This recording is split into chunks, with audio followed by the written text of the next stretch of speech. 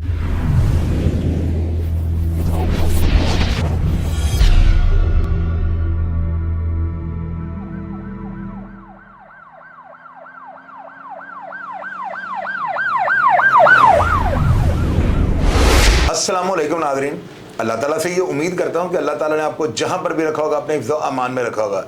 मेरे बड़े प्यारे छोटे भाई हसन शहबाज, इनका जो है ना चैनल है वॉइस ऑफ पाकिस्तान डिजिटल के नाम से। हसन शहबाज जो है ना रजब के केस के ऊपर इन्होंने इंडोर और आउटडोर इतना काम किया है कि यकीन कीजिएगा, आप इनके चैनल को खोल के देखेंगे ना तो आपको नज़र आएगा कि ये बंदा वहाँ पर भी घुस जाता है कि जहाँ पर जाना नामुमकिन होता है। हसन भाई ने जो है ना रजब केस के ऊपर बहुत ज़्यादा काम किया है। इनके साथ जब मेरी बात हुई है ना, आज ज़ाहिर है ईद ख़त्म हुई है तो मैं लाहौर से बाहर था, नारायण का खान गया हुआ था, रात को हम वापस आए हैं। तो मैं जब वापस आकर मैंने आज सुबह हसन भाई से जब बातें की है ना तो कई ऐसी बातें इन्होंने जो है ना मुझे बताई हैं, क्योंकि मैं टिकटॉक एप्लीकेशन को इतना ज़्यादा यूज़ नहीं करता था। तो मैं चाहता हूँ कि रजब केस के बारे में चंद आपके साथ ऐसी बातों को मैं शेयर करूँ जो आपके शायद इल्म में हों या ना हों। अगर होंगी तो आप इनको इग्नोर कर दिया, लेकिन अगर नहीं होंगी तो आप इन बातों को गौर से सुनिएगा। हसन भाई, सबसे पहले मैं आपका शुक्रिया अदा करता हूँ। आपके जो चैनल की जो प्रोफाइल है वो मैंने चैनल के अपनी मेरी स्क्रीन के ऊपर इस वक्त चल रही है, नाज़रीन देख रहे हैं, और जो देखते हैं वो इस चीज़ को मानते होंगे कि आप वाकई केस के ऊपर बड़ी मेहनत करते हैं। हसन भाई, सबसे पहले आप मुझे ये बताएं, रजब केस के ऊपर जो है ना इस वक्त सुनने में आया कि बड़े नाम जो है ना मंजर आम पे आ चुके हैं या आने वाले हैं, आप इसके बारे में क्या कहते हैं? सबसे पहले शाहिद चौधरी साहब, आपका बहुत बहुत शुक्रिया, आपने मुझे मदऊ किया। रजब बट इस टाइम कई केसों में कंट्रोवर्सी का शिकार है और अक्सर वो कंट्रोवर्सी का शिकार रहता है। अब जो 295A उस पर दफात लगी हैं थाना नश्तर टाउन में, वो उसके हवाले से आपने सोशल मीडिया में बहुत ज़्यादा देखा। लेकिन अब जो नई अपडेट आ रही है, जो रजब बट पे जो केस किया हुआ है TLP की तरफ से, अब उसके पीछे बड़े बड़े जो किरदार हैं उस केस के पीछे काम करना शुरू हो गए हैं, जिसमें सबसे पहले सरफहरिस्त हैं मलिक ज़मान साहब। मलिक ज़मान साहब लाहौर के इस्तेकाम पार्टी के सदर भी हैं, और जो कि एक और जो जगह उनकी है वहाँ पे भी उनके वो सदर आज़म मार्केट में वो सदर हैं। ये मलिक ज़मान वो कोई नहीं है माजरत जिन्होंने पहले भी शेर के केस में उसको छुड़वाया। जी, ये उन्होंने इसके बैकडोर पर पहले भी इनकी हेल्प की है। जब रजब बट शादी के चंद दिन बाद ही गिरफ्तार होता है नाजायज शेर का बच्चा रखने पर और कलेशनकोव रखने पर, यही मलिक ज़मान थे जिन्होंने अपनी जमानत पर रजब बट को चंद घंटे बाद ही जेल से बाहर निकलवा लिया था। और मलिक ज़मान का आपको पता है कि सियासत में बड़ा असर रसूख है और उस रजब बट को अपना छोटा भाई भी समझते हैं। इसके बाद आप आ जाए मशहूर टिकटॉकर काशिफ ज़मीर का भी ताल्लुक बड़े बड़े सियासतदानों के साथ है और पहले भी रह चुका है। वो भी रजब बट का बड़ा करीबी दोस्त भी है। और लेकिन उन्होंने आकर एक बहुत बड़ा एक रजब बट के ऊपर एक हमला भी आप कह सकते हैं काशिफ ज़मीर की तरफ से हुआ। उन्होंने कहा था कि फ़ारूक भाई को उन्होंने मैसेज दिया था कि फ़ारूक भाई आप इस केस से पीछे हट जाएं, बाकी जो भी आएगा असी उन्होंने बाँ पा देंगे। ये रजब बट के खिलाफ बड़ा ही नेगेटिव गया था। और जिन्होंने FIR दर्ज करवाई थी, हमारी वो दीनी जमात है TLP, वहाँ के कुछ लोगों की दिलाजारी भी है और बताया ये भी जा रहा है ज़राए के मुताबिक कि काशिफ ज़मीर के खिलाफ TLP कोई एहतजाज करने वाली थी। फिर उनके ओहदेदारान जो बड़े बड़े थे उन्होंने उनको ठंडा करवाया कि नहीं, हमने इस केस के ऊपर इतना आगे नहीं जाना। अगर रजब अदालत में जाएगा या अपनी गिरफ्तारी देगा तो फिर हम उस केस की तरफ जाएंगे, लेकिन अभी तक हमने कोई भी ऐसा एहतजाज नहीं करना। ये ऐसे लोग थे जो रजब बट को नुकसान पहुंचा रहे हैं। मेरी नज़र में वैसे मैंने जो देखा है, जिस तरह की वीडियो तो काशिफ ज़मीर ने बनाई है, मेरे हिसाब से अपनी दोस्ती का हक अदा कर रहा है। मुझे तो उसमें कोई ये बाँह चढ़ाने वाला यानी कि ऑन एयर की बात चल रही है। साहब, ये सोशल मीडिया पे बड़ा ही वायरल इस टाइम ये क्लिप है जहां पर उन्होंने फ़ारूक भाई को भी मुखातिब किया। उसके बाद उन्होंने कहा कि अब इस केस आप पीछे हट जाए, फ़ारूक भाई कोई और आएगा तो ऐसी बाँह भी पा देंगे। वो सोशल मीडिया पे क्लिप है, उनकी अपनी ही प्रोफाइल पे भी ये लगा हुआ है। अच्छा, आप मुझे ये बताएं कि इस वक्त जो रजब बट है वो सौदी अरब में अकेला रहेगा, उसके साथी वापस आ गए? हाँ जी, ये हमें भी ज़राए से पता लगा है कि और सोशल मीडिया पे भी ये बड़ी वीडियो वायरल है इस टाइम। रजब के जो दोस्त हैं हैदर, मानडोगर और शहजी, वो वतन वापस आ चुके हैं और पाकिस्तान वो पहुंच चुके हैं। अब रजब क्यों नहीं आया, ये सबको ही पता था कि रजब बट अभी पाकिस्तान नहीं आएगा। क्यों कि उसके ऊपर एक तो केस है, वो जैसे ही एयरपोर्ट पे उतरेगा वो गिरफ्तार हो जाएगा। उसकी वजह ये है कि वो कराची में इस टाइम 295A का जो केस कराची में चल रहा है उसमें इश्तिहारी हो चुका है वो, और जैसे ही वो पाकिस्तान उतरेगा एयरपोर्ट पे उसको गिरफ्तार किया जाएगा और इस वजह से रजब भट्ट पाकिस्तान नहीं आ रहा, क्योंकि उसको जान का भी खतरा है। अभी कोई सेटल डाउन होगा, इस केस का कोई रुख चेंज होगा और रजब भट्ट के हक में आएगा, उसको पता चलेगा कि अब मुझे कोई मसला नहीं, कोई नुकसान नहीं है, फिर वो पाकिस्तान आएगा, अदरवाइज वो पाकिस्तान नहीं आएगा।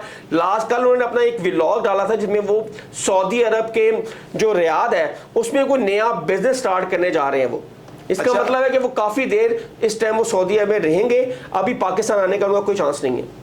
आप मुझे ये बताएं, आपने माशाल्लाह शहबाज भाई अपने वॉइस ऑफ डिजिटल पाकिस्तान के चैनल के ऊपर अपने प्लेटफॉर्म पे अपने लोगों को इस प्रोग्राम के बारे में बड़ी बातें बताई हैं और मैंने बड़ा यानी कि हैरान हुआ हूँ कि आपके पास इस यानी कि रजब भट्ट की इतनी इन्फॉर्मेशन है कि मेरे लिए वो एक बड़ी, क्योंकि मैं तो टिकटॉक एप्लीकेशन को देखता ही नहीं था। आप मुझे ये बताएं, इसके साथ जो इसके दोस्त हैं 3, वो विले हैं या पीछे से उनका भी कोई फैमिली बैकग्राउंड है, या सबको जो है पेरोल पे रजब भट्ट ने रखा हुआ, उनकी सैलरी मुकर्रर की है, या अपनी जो है इसकी जो अर्निंग है जिसमें जो ये पैसे इसको आ रहे हैं उसमें से कुछ बजट इनको देता है? इनका बैकग्राउंड क्या है इन तीनों लड़कों का? बेसिकली सर ये जो 3-4 दोस्त आप व्लॉग में देखते भी हैं, जिसमें शहजी है, मान डोगर है, हैदर है, ये मेन करेक्टर हैं व्लॉग के जो रजब भट्ट के साथ साथ होते हैं। बेसिकली शहजी जो है ना वो रजब भट्ट का बहुत पुराना दोस्त है। आप ये कह लें कि वो क्लास फेलो है, इसका सबसे पुराना दोस्त शहजी है।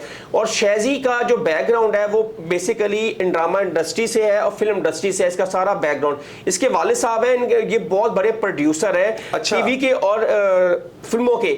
और आपको पता है कि शहजी ने ही रजब भट्ट को कहा था कि भाई आप YouTube चैनल बनाएं, क्योंकि रजब भट्ट सिर्फ टिकटॉक पे था। शहजी उस टाइम बाकू में था जब उसने फोन करके रजब को कहा था कि आप अपना YouTube चैनल बनाएं। और फिर उसके कहने पर रजब भट्ट ने अपना YouTube चैनल बनाया।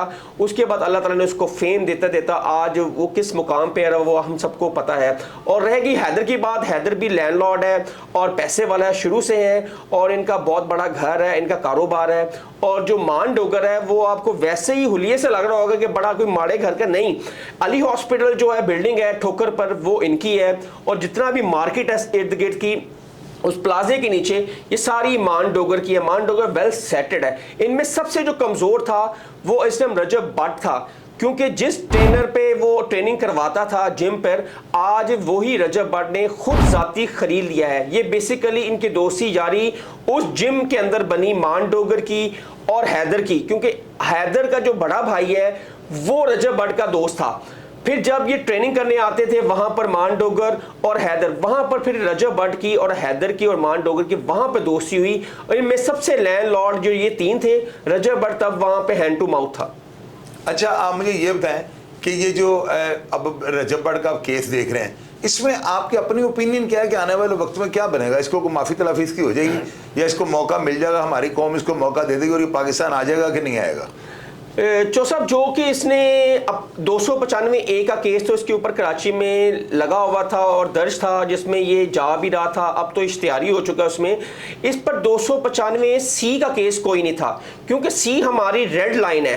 क्योंकि ये कोई भी मुसलमान को अगर पता चल जाए कि इस शख्स पर 295C है तो वो तो इंतशार में आ जाएगा, ये कैसे घूम रहा है यहाँ पे, अदारे का क्या काम कर रहे हैं, इसको कोई पकड़ने वाला नहीं है। और सबसे बड़ी बात है कि इसने क्या गुस्ताखी की नबी करीम सल्लल्लाहु अलैहि वसल्लम की शान में कि इसके ऊपर 295C लगी है। लेकिन अनफॉर्चुनेटली रजब भट्ट के ऊपर 295C का कोई भी पूरे पाकिस्तान में मुकदमा नहीं था।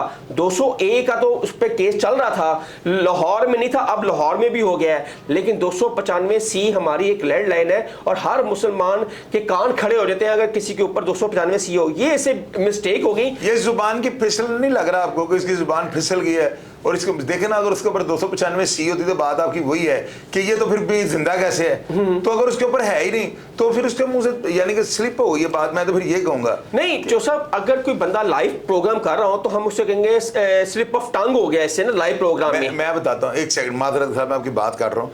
हसन भाई देखें, बात सुने। बात मैंने भी रजब के खिलाफ बड़े प्रोग्राम किए हैं और मैं करता रहूंगा। अगर मेरे पास कोई ऑथेंटिक प्रूफ होगा तो मैं तो करता रहूंगा।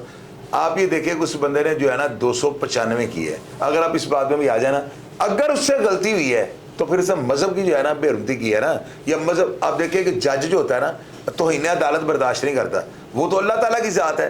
परवरदिगार आलम जो है ना, जज तो हमारे यहाँ के बड़े बड़े सख्त मिजाज भी होते हैं और अल्लाह ताला की नरम मिजाज है। अल्लाह ताला रहम दिल है। अल्लाह ताला रहीम है, करीम है, उनके हर नाम का मतलब जो है ना रहमान रहीम ही निकलेगा। अब खोल के देख ले अल्लाह ताला के तमाम नामों को। अल्लाह ताला अगर किसी बंदे को माफ़ कर देता है, आप ये देखें जो हमारे क्रिश्चियन भाई, जो हमारी मसीही बरादरी है, उनकी शान में जो है ना उनके मज़हब के ऊपर थोड़ी सी उससे गलत ज़ुबानी हो गई या गलत अल्फाज निकल गए, उसने माजरत की, इस कौम ने माफ़ कर दिया। अगर ये यानी ज़ुबान की फिसलन से ये बात निकली है तो हसन भाई मेरी नज़र में जो है ना फिर इसको माफ़ कर देना चाहिए। और माफ़ कर देने वाला जो है ना अल्लाह ताला को बहुत ज़्यादा पसंद है। और हमारे अल्लाह ने और नबी पाक ने भी जोर ज़्यादा माफ़ी पे दिया हुआ है। आप इस बात को मानते हैं कि नहीं मानते?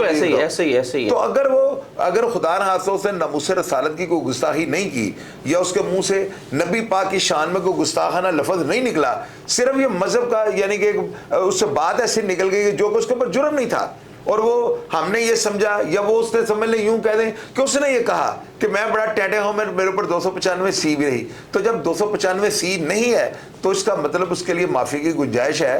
तो कौम, आप ये देखें ना उसका वीलॉग लगता है ना, आप यकीन कीजिएगा मैं आफरीन देता हूँ और रजब के चाहने वालों को भी ना कि वो लोग जो है ना इस हालत में भी जो है ना उसके साथ खड़े हैं।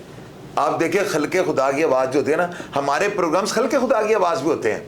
मैं ज़्यादातर प्रोग्राम्स वो करता हूँ जो मेरी आवाम सुनना चाहती है, जो मेरी पब्लिक के दिल के अंदर जो बात होती है मैं वो करता हूँ। और इस वक्त जो है ना उसकी फ़ैन फॉलोइंग देख के जो है ना मैं भी खौफ खा गया हूँ कि यार अगर उसने इतना ही बड़ा जुर्म किया होता तो कौम कभी भी उसको इतनी वैल्यू ना देती। उसके आप कमेंट बॉक्स को खोल के देखें, लोग उसके हक में लिख रहे हैं। यार अगर लोग उसके हक में लिख रहे हैं तो हमारा बाप मारा हुआ उसने। मैं कतई तौर पर इस तरह की बात नहीं करूंगा।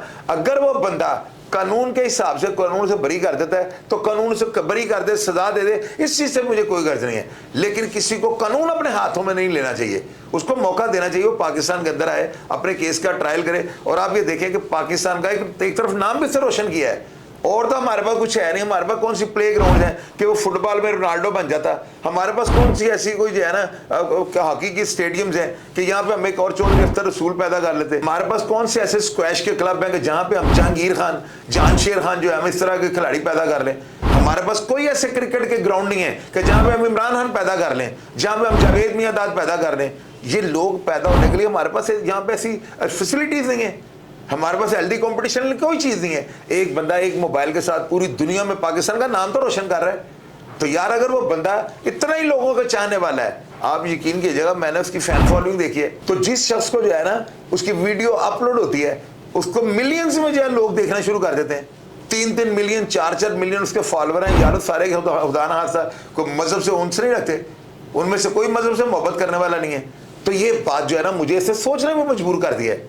अब देखें लोग उसके हक में बोलना भी शुरू कर दिया लोगों ने। और मैं वो प्रोग्राम करता हूँ, मेरी बात याद रखिएगा, मेरी गर्दन पे आप तलवार रख दें, मैंने झूठ नहीं बोलना, मैंने कतई तौर पे किसी की टीसी नहीं करनी। जो रियलिटी वो आपके सामने रख देंगे, उसकी इतनी बेपनाह मोहब्बत देखकर जो है ना यार मेरे दिल में भी रहम पैदा हो गया कि यार एक बंदा अल्लाह ताला के घर जाकर माफ़ी मांग रहा है, गिड़गिड़ा रहा है, कुरान पाक को खोल के वो कर रहा है। हाँ कुछ ओवर एक्टिंग वो कर जाता है, शायद उसकी आदत इस तरह की हो, तो उसकी आदत को जो है हम जुर्म नहीं कह सकते। ये बात आप ज़हन में रखिए। कुछ बंदों को नहीं इतनी होता शऊर होता कि वो बात किस तरह से करें या वो अपने आप को किस तरह रोने धोने वाला चेहरा बनाएं। तो इन चीज़ों को हम एक साइड पे रखते हैं। उस बंदे ने अल्लाह के घर जाके अल्लाह पाक के ज़ाहिर कुरान पाक खोला हुआ और अल्लाह के घर में बैठा हो तो अल्लाह के घर बैठ के वो बात कर रहा है, तो उसकी इस बात को जो है ना उलमाए दीन को देखना चाहिए। अगर उसने गलती की है तो हमारी जो मसीही बरादरी है उससे इग्नोर कर दिया है, तो यार हमें भी इस तरह की बात को इग्नोर करना चाहिए कि एक अच्छा मैसेज जाइए दुनिया के अंदर जो है ना पाकिस्तानियों को और मुसलमानों को। इसलिए जो है ना लोग तनकीद इनके ऊपर करते हैं कि यार ये जो है ना मजहब के बारे में कुछ नहीं सोचते। यार मैं ये कहता हूँ कि नहीं सोचना चाहिए, लेकिन इसके अंदर जो है ना जुर्म की कंडीशन है, ABCD कैटेगरी आपने खुद बनाई है। तो ये A कैटेगरी का था, इस A कैटेगरी में अगर गुंजाइश बनती है और कानून जो चाहे उसके साथ करे, लेकिन किसी भी शख्स को जो है ना कानून हाथ में नहीं लेना चाहिए। और रजब भट्ट को पाकिस्तान आना चाहिए और पाकिस्तान आगे अपने केस को हैंडल करे। कोई इसको फांसी नहीं लगा देगा अगर उसने गुस्ताखी नहीं की, तो आगे अदालतों को मुतमिल करे, अदालतें जाने और वो जाने। जी हसन भाई। सर आपने बड़ी अच्छी बात की। नादिर रजब भट्ट जो थे, आपको पता है कि जैसे पाकिस्तान के फास्टेस्ट यूट्यूबर हैं जिन्होंने एक साल में 5 मिलियन लोगों को गेन किया, उनके न्यू सब्सक्राइबर आए। और रजब भट्ट ने आपने देखा भी है कि इतनी सखावत करते हैं कि कोई भी मेरे ख्याल से यूट्यूबर नहीं करता। उनका एक प्लस पॉइंट था कि वो अपने फ़ैन के साथ मिलते थे, ये उनका एक प्लस पॉइंट था। ताकि आज की जितनी यूथ है मेरे ख्याल से वो रजब फैमिली और रजब भट्ट है, क्योंकि जितनी भी उनकी यूथ है आप देख लें 10 साल से लेकर 30 साल तक इस टाइम रजब भट्ट को ही वो देखते हैं। आपने मीटअप पे देखा कि रजब भट्ट के चाहने वाले फैन जो थे उस टाइम वहाँ पे मौजूद थे और पानी छोड़ दिया ग्राउंड में, पुलिस ने लाठीचार्ज की, लेकिन उनके फैन वहाँ पे डटे रहे। मैंने अपनी यूट्यूब की हिस्ट्री में इतनी फैन फॉलोइंग नहीं देखी क्रेजी कि लोग डंडे भी खा रहे हैं, मोटरसाइकिलें भी अपनी तुड़वा रहे हैं, लेकिन वो टस से मस नहीं हो रहे। ये मेरे ख्याल से रजब भट्ट का एक प्लस पॉइंट है कि उसने यूथ को एंगेज किया और यूथ उसकी ताकत है इस टाइम। अगर आप देख लें सोशल मीडिया पे इस टाइम स्टैंड फॉर रजब भट्ट हो रहा है, वो सिर्फ यूथ को उसने एंगेज किया।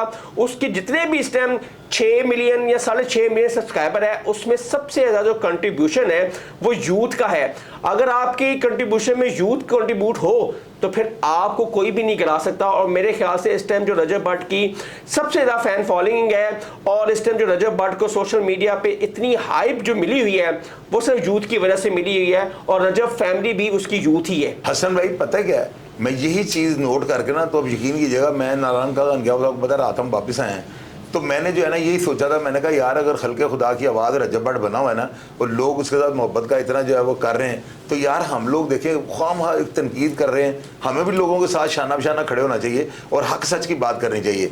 मैं ये बात अपने उलमाए दीन से कहता हूँ कि बैठ के बोर्ड की शक्ल में इस चीज़ का वो लाया अमल जो है निकालें। अगर उस शख्स ने कोई ऐसी बात की है कि जिसमें गुंजाइश है, अगर इस चीज़ के अंदर गुंजाइश है तो खुदारा इसके लिए गुंजाइश के सारे दरवाजे बंद कर दिए। ऐसे नहीं होना चाहिए। रजब भट्ट जो है ना, इसने एक रिकॉर्ड बनाया है। मैंने अपनी आंखों से देखा यार, उस बंदे की वीडियो लगती है और 3-3, 4-4 मिलियन में वो गई है। यह हैरान कर देने वाली बात है। अगर वो बंदा इस तरह का गुस्ताख या इस तरह ही वो घटिया होता तो लोग उसको अनसब्सक्राइब करते। ढकी को लोगों ने किया नहीं है, लोगों ने अपना रिएक्शन दिया है। इसके ऊपर क्यों नहीं लोगों ने दिया? इसका मतलब खल्के खुदा की आवाज़ उसके साथ है। हाँ, ये फास्ट है। और मैंने आपको 1.5 महीना पहले एक प्रोग्राम में कहा था गलती कर जाएगा, और मैंने गलती का लफ्ज़ इस्तेमाल किया। तो गलती की गुंजाइश होती है यार, गलती में माफ़ी तलाफ़ी हो सकती है, जुर्म की माफ़ी नहीं होती। तो अगर उसने गलती कर दिया तो आज अपने ही प्लेटफॉर्म पे मैं जो है ना शहबाज भाई की मैंने बातें सुनी, और मैंने ये 2-3 दिन में जो है ना बड़ी टिकटॉक इसके मैंने वीडियो देखी हैं। इसके 2-3 प्रोग्राम अपलोड हुए। मैंने कहा मैं देखता हूँ इसको कितने लोग देखते हैं। यार आप यकीन कीजिए, विद इन नो टाइम डेटेड 2-2, 3-3 मिलियन पे गए हैं इसके प्रोग्राम। इसकी क्या वजह है? और लोग नीचे पॉजिटिव लिख रहे हैं। तो हमें जो है ना उम्मत मुसलमान के तमाम इंसानों को साथ लेकर चलना चाहिए। आज खुद से ऐसे फैसले नहीं कर देने चाहिए कि किसी बंदे के लिए हम माफ़ी का जायज़ रास्ता ही बंद कर दें। अगर उसके लिए माफ़ी की गुंजाइश है, फिर मैं ये बात कर रहा हूँ, तो उलमाए दीन को इसको एक मौका ज़रूर देना चाहिए। बहुत अच्छी बात की नाज़रीन। ये आपने सुना शायद चौधरी साहब, ये वो बंदा है कि जब से इस पे तौहीन रसालत का ये केस चलना शुरू हुआ था और ये कंट्रोवर्सी स्टार्ट हुई थी, इसके सब्सक्राइबर गिरे नहीं थे और गेन हुए थे। 3 से 4 लाख नए सब्सक्राइबर इसको मिले हैं इस केस के बाद। अब मिले हैं मैंने। और अगर कोई होता और ऐसा, तो मेरे ख्याल से हर पाकिस्तानी, हर मुसलमान जो नबी करीम सल्लल्लाहु अलैहि वसल्लम से मोहब्बत करने वाला है, वो तो अनसब्सक्राइब कर देता। वो आसमान से गिरना था और जमीन पे धड़म करके गिरना था। लेकिन रजब भट्ट से छोटी सी मिस्टेक वो हुई है, जो इसने दरख्त जो अपने हाथ से लगाया, तना हुआ दरख्त जो फल दे रहा था, मेरे ख्याल से छोटी सी गलती से इसने वही दरख्त की जड़ें काट दी हैं। क्योंकि आज रजब भट्ट मफरूरी काट रहा है, ब्रूने मुल्क पाकिस्तान वो आ नहीं सका, क्योंकि उसने अपने व्लॉग में कहा था कि मैंने घर मेरे पास है, गाड़ियां मेरे पास हैं, लेकिन मुझे रहना नसीब नहीं है। क्योंकि मुंह से निकली हुई बात आपको अर्श पे भी ले जाती है और फर्श पे भी गिरा देती है।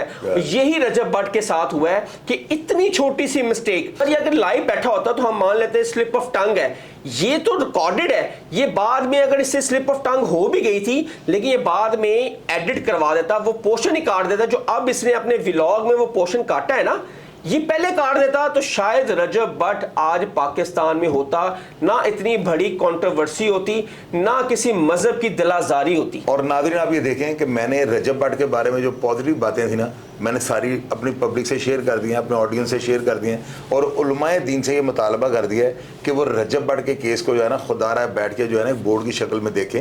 अगर इस बंदे के ऊपर कोई गुंजाइश बनती है तो इसको इतना सख्त जो है इसके ऊपर कानून लागू ना किया जाए। वो भी हमारा मुसलमान भाई है और गलती किसी से भी हो सकती है। तो मैंने जब इसके फॉलोअर देखे ना, तो ये चीज़ जो है ना इसने मुझे सोचने पर मजबूर कर दिया है कि एक बंदा जो गुस्ताख होता या मजहब की तौहीन करता तो लोग उसे अनसब्सक्राइब करते, बजाय इसके कि लोग उसको जो है ना 4 मिलियन और उसको फॉलो करना शुरू कर देते। तो ये चीज़ जो है ना बड़ी लम्हा फिक्री है। हमारे उलमाए दीन को ज़रूर सोचना चाहिए और कानून को भी जो है ना इसको आड़े हाथों नहीं लेना चाहिए। कानून के तकादे पूरे करने चाहिए, जो फॉर्मेलिटी है उसके मुताबिक इसको डील करें, ताकि इसको पाकिस्तान में आके केस फेस करने का मौका दिया जाए, जो कि उसका इब्तदाई हक बनता है। प्रोग्राम का फीडबैक आप लाजमी दीजिएगा, और हसन भाई की बातों से आप इत्तफाक करते हैं या आप इनकी बातों से डिसएग्री करते हैं, आपने कमेंट बॉक्स में लिखना है और मैं हमेशा की तरह आपको रिप्लाई करने की कोशिश करूंगा। अपना ढेर सारा ख्याल रखिएगा जी। पाकिस्तान जिंदाबाद।